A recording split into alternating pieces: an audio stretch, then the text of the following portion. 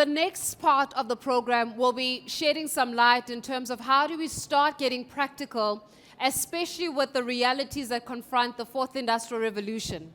So as we're seeing the change in 4IR, we understand that a lot of that change encompasses issues such as artificial intelligence, ethics, how do you upskill yourself, how do you get practical about upskilling yourself, and also how do we get ready for the future?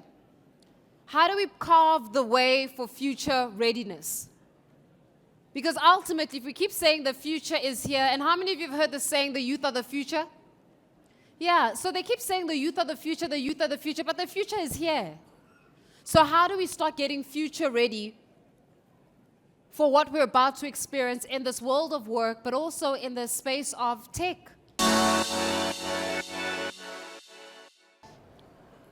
We talk about being future ready, but we don't talk about the skills that make us future ready.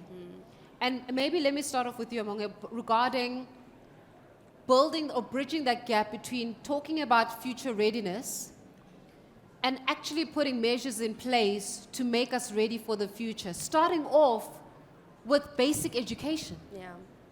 Just talk to us a little bit about that, and how do we merge all of this? Yeah. So to start, I'm going to introduce myself. My name is Amonge Sinxoto.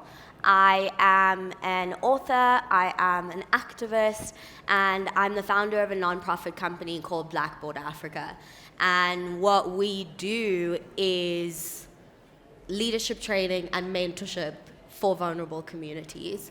And I think when we're thinking about future readiness, I would really emphasize the importance of the soft skills. Yeah. So leaning into developing skills around problem solving, around creative thinking, around just being agile. We're going into really uncharted territory. I think I read somewhere the other day that past generations saw the future and they were able to equip their children with skills that would still be relevant in 20 years. So if you were a farmer, if you rode your horse, those skills would still be applicable in 20 years' time. We're living in an age now where as much as we try to predict what the future is going to look like, we don't entirely know the exact skills that are going to be needed for 20 years' time. So I think more than the technical skills, we really need to be imparting these soft skills of being creative, being agile, and being flexible to understanding what is yet to come. Yeah. You know, Amonge, I like what you're speaking about when it comes to soft skills. We're going to deep dive a little bit into this notion of soft skills. But Luthando, it oftentimes when it comes to looking at completing the Youth-Tech ecosystem, completing the Youth-Tech ecosystem is not just about how advanced we are in tech. It's not just about coding. It's about knowing why do we code. Yeah. And those kinds of skills are oftentimes learned during school. But with the digital divide that we're currently facing and the digital exclusivity that we're currently facing, where unfortunately, even in the most rural and vulnerable communities, as you were speaking, they don't have access to fiber, yet alone the ability to be able to advance through tech. Yeah. How then do we start getting practical about closing the tech ecosystem, taking into account some of the realities and big challenges that we have in South Africa? Good afternoon, Sanbonani. My name is Luthando Madhlopa, and I am the founder of Madhlopa Brand Reputation Management and the co-founder of Vilimivis Holdings. And to answer your question, Faith, this is what we found was the issue when we started our tech startup. There is no infrastructure in rural areas. Yeah. There is no fiber, and not even that. Teachers in schools are not tech ready. So if we're saying we want our students to learn about technology, who's teaching them exactly? And who's equipping our teachers? And if we're talking about, just even starting to have conversations of bridging the gap, we need to also apply design thinking. Because when you apply design thinking, you're able to see that whatever you're trying to produce or whatever you're trying to do, it actually works. Because a lot of the times as entrepreneurs, as techies, we want to create solutions, right? But unaware if they actually work. So we need to test them out. And if we're not testing our solutions out, then we don't know what the answers are. We're not creating these solutions. And this is what we did at Illumiverse. You know, we were trying to create this application based in Meta with a couple of portals, and one of them was a gaming-centric center. And we actually had the first tech event, a gaming event in the townships last year. And it was big, but we had to test it out first in reality to see if it'll work on the application. And we also needed to get the schools involved, and the teachers involved, and the learners involved, and the parents involved. And it was very important for us to get parents involved because abazali, they don't know anything about tech, guys, and that's a reality. Our black parents, really they don't. And if you're trying to, you know, bridge and do all these things, we need to go from a place of speaking to the community, equipping the teachers, equipping the parents with knowledge. So some parents, unfortunately, can't equip with skills, but if you can start equipping with knowledge, then I think we're onto a good start. Yeah, I mean, equipping with knowledge in itself requires us, to face the fact that we don't know everything. Yes. And to be willing to apply ourselves so that we can learn new skills. Misho, let me bring you this one. Because oftentimes you find that there are different skills development programs that are put on offer, but you don't find young people completing or even participating in these skills development programs, and then wonder why it is that it's difficult for them to get a job or to even be ahead of the curve in terms of technological advancement. You know, I'm going to come back to you with that one, Luthando, but Misho, let me bring it to you as well. How then do we start encouraging young people to face the fact that they don't know and they won't know what they don't know unless they participate in skills development programs that are there to open up their minds to the possibilities of what they can know? Thanks for that. I'm from Geekulcha, which is a tech platform for connecting young people to the world of technology. So that definitely speaks very close to the things that we do. And one of the ways that we do that is we have different activities that we take to urban areas, rural areas, to universities as well. So even starting chapters within universities, so students have access to this information closer to them. So that is definitely one way. We create this platform where we also share this information with the different chapters. We have the student chapters that we have so that they can spread out the information. That's one way. So awareness and spreading of information is a really good starting point, right? Then we have activities like hackathons. So I encourage you guys to at least be part of a hackathon. That's a great place where you get to learn the skill sets. So you know what you know from university, from class, but in a hackathon, you get to put that skills to work. You get to learn from other learners as well, from different institutions as well. And the beauty of that is companies also come to this type of activities. They provide challenges, real-life challenges. They provide their technologies, and young people get to start using that skill set in solving those particular challenges. Misha, I'm gonna make you labor. I'm gonna stay with you on this one because you're making reference to hackathons and how hackathons can be really collaborative. They're very competitive hackathons, but let's say that I'm coming to terms with the concept of a hackathon for the very first time as I'm sitting here. I'm going, what is a hackathon? What are we doing when we hack? Because hacking, I know what hacking is. Hacking means that I get to go into, and I'm not saying I'm doing this, but I get to go into the Department of Trade and Industry, steal a couple of information, and then like ask for Bitcoin in exchange. But when we talk about hackathon exactly, what are we talking about? All right, so guys, we're not talking about hacking people's stuff. We're talking about, it's like a competition. So you provided a challenge by an industry, a partner, a company, right? Or anyone who provides a particular challenge. It could be from the health space, agriculture, it doesn't really matter. Teams are formed over a set period. It could be 2 days, 3 days. We're all in a room like this, and we're sitting and we're solving those problems using technology. But the beauty of such platforms is they're open to people that are not necessarily in the tech space. So the tech is the end solution, but the best hackathons are those that people from different sectors come in. You could be a designer, you could be a business person, marketing person, because as you mentioned, we need to take these solutions to market. So that is ideally what a hackathon is. And you win some good prizes, and there's lots of food as well. You got us at food. Mark, though, if we have to take perhaps a bird's eye view in terms of the trajectory of technology and what the future could potentially look like. The one thing that becomes quite eminent when it comes to the movement of tech is the lack of diversity and inclusion and the lack of transformation in tech. And the truth is, diversity, inclusion, transformation cannot be achieved unless we are at the forefront of being inclusive and diversifying the way in which tech works. But in order for that to happen, we need to be in it and doing it. How do we make the experience less intimidating so that more people could want to engage with the technology? And what are the dangers of us not having representation, fair representation of the globe or even of the country or of the continent in the technology that we consume? Thank you. So first of all, my name is Mark Harris. I'm the CEO of Timologong. And we basically innovate, incubate, accelerate, and build digital capabilities for startups and black youth. So that's the DNA which we operate. When you look at the question around diversity, specifically gender diversity, unfortunately the problem starts much earlier. So it starts almost at school level, where I don't think we're doing enough to demonstrate to females that there are careers in technology. There's no barrier. I mean, nowadays anybody can learn anything they want, and there's many examples of that. So by the time students go to university or they want to be an entrepreneur early on in their cycle, there's already the myth that they don't want to go into engineering, they would prefer to do something else. And we've got to stop it there, because that's where the issue actually occurs. We have wonderful researchers, innovators, engineers who are female.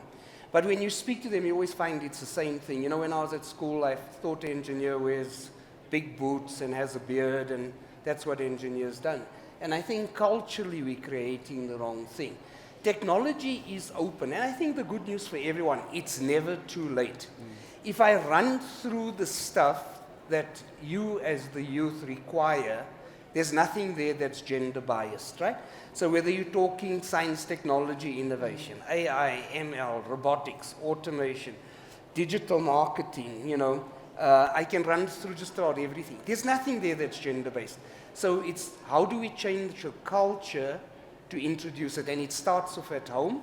And it starts off by encouraging students and getting the role models to understand that female engineers are as good as anybody else. Sure. Amonge, I mean, we're talking here about the representation, and especially when it comes to young women. Let me stick with young women for a second. Ladies, can we talk to you for a second? A lot of times when we're speaking about the tech industry, the tech sector of industry, it's a very masculine sector of industry, it's a very competitive sector of industry. And again, the question around science, mathematics, and how many young women take it up, because it starts in school. How many young women take up maths and science and are able to carry that through and also deal with what it takes to be in this industry? How do women remain women whilst pursuing success in the industry? Like, do I have to be a boy now? And now I must be one of the guys in order for me to make it in tech? Because if I'm not one of the guys, I'm going to be seen as this little Barbie doll, and I'm going to be a little poppy, and then I'm not going to be taken seriously. I'm not going to have a voice. Can I be in my femininity and still be a CEO who's a multi-millionaire in the tech space? Yeah. I think that's such an important question, because I think it speaks to the kind of programming that we do at Blackboard Africa around leadership development, but specifically from an identity-focused angle. So actually understanding yourself and all the different facets of your identity and seeing them as assets to bring to the table. So your womanhood, your blackness, your, all these different things that make up who you are, they shape your perspective. And it's unique, and it's something that you need to bring to the table. We have the gents at the table. We need you at the table, and we need your authentic voice at the table. So stay you, stay cute, stay your girly self, and lead. Are we able to? I like that. You can give her a round of applause for that. Stay cute and lead. That should be a hashtag. Hashtag stay cute and lead. But, Luthando, are we able to draw from success stories? The best way to tell a story is to tell the story of success, and so that I can see. I'm able to witness that, hang on a second, this company went from nothing and now they're here and they've managed to diversify, they've managed to be inclusive. Are we able to draw from success stories, particularly in the South African context, so we can benchmark and say, actually, if they can do it, so can I, and I can even be better? No, definitely we are. I mean, if you look at one of our sponsors today, NASPERS, and I think it's an example that's generally used a lot of the times, but NASPERS started as a publishing house, guys, and they are now tech investors. So they went from news to tech. So it is possible. Anything is possible. I mean, in the audience, there's a gentleman by the name of Tshepiso Malema. Tshepiso Malema comes from Ivory Park. He basically comes from a very impoverished and poor area, but he has a gaming app. He has an education app. It is possible. He is a Gibbs representative. We call him the poster boy of Gibbs. So anything is possible, whether you're a girl or a boy. There are many examples out there. We just need to go out and find them. And sometimes we go onto our phones and we want to go onto Instagram and to TikTok and have fun. It's great. But then there are other things that we could be looking at as well that could help us be better, that could help us know that there are possibilities out there for the black child and for women and for boys. Yeah.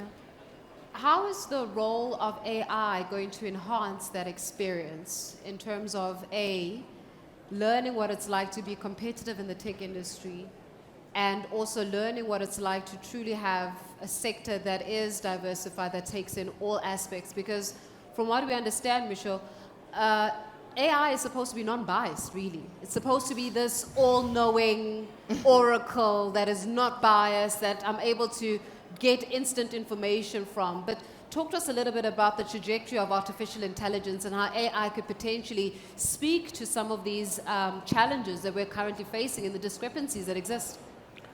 All right. The AI topic, always interesting. A lot of development and progress is happening in this space, right? As you said, it's not yet there. As a country as well, we are not exactly there in terms of competing with the global players, your China, your USA.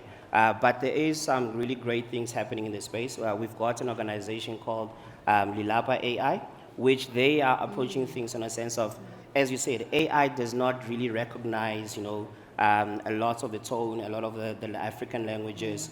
So they are looking into creating a multilingual AI platform that helps you. It's called Bulabula. So it basically means speak. So it's going to be able to understand local languages as well.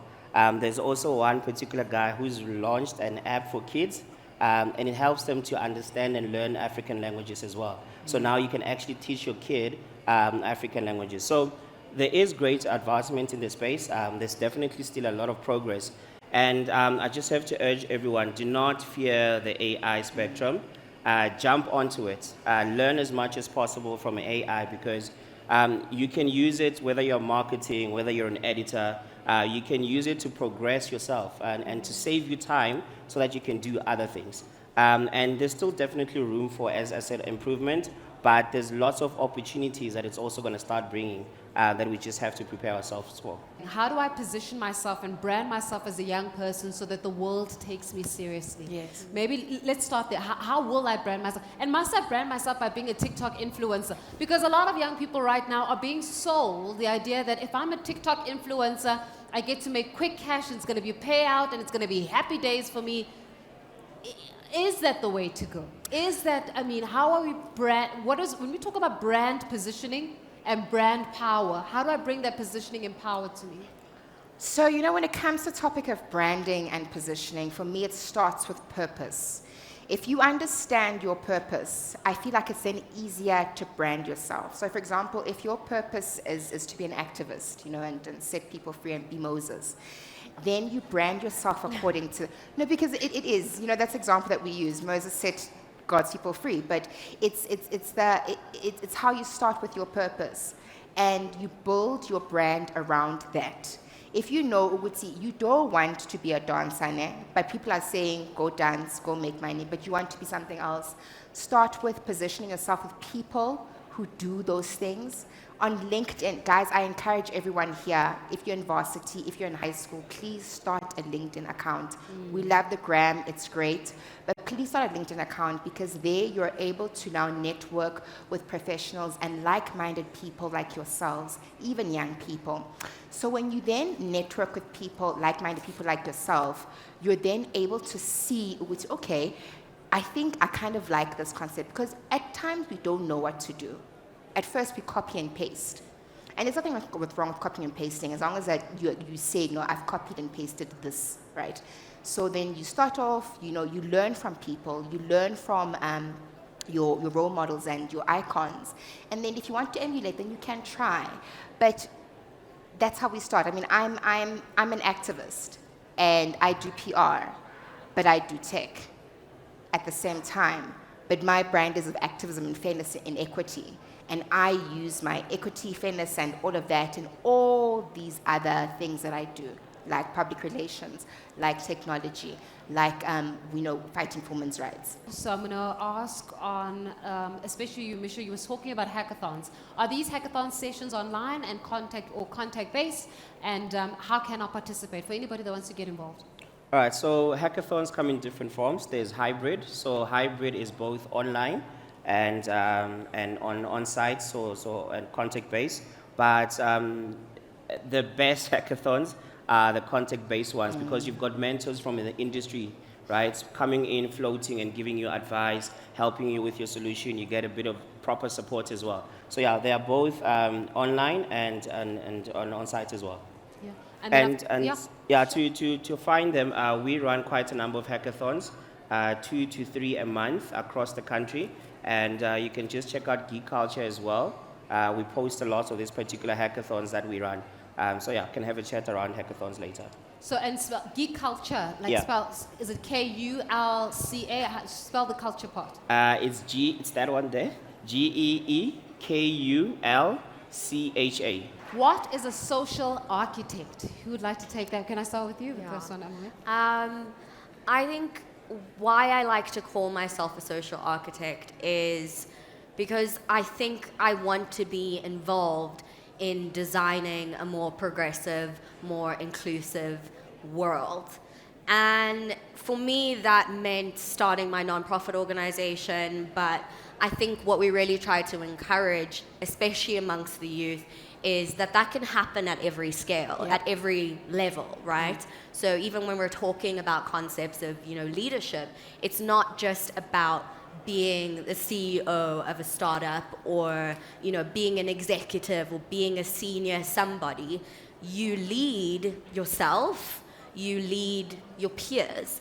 And so understanding what it is you can do, where you are, whether it's, a little initiative amongst your church group or, at the office, like finding ways for people to have their voices be more heard in that space. So I think that's what I mean by social architect, and say in the terms of being a part of designing a more inclusive future.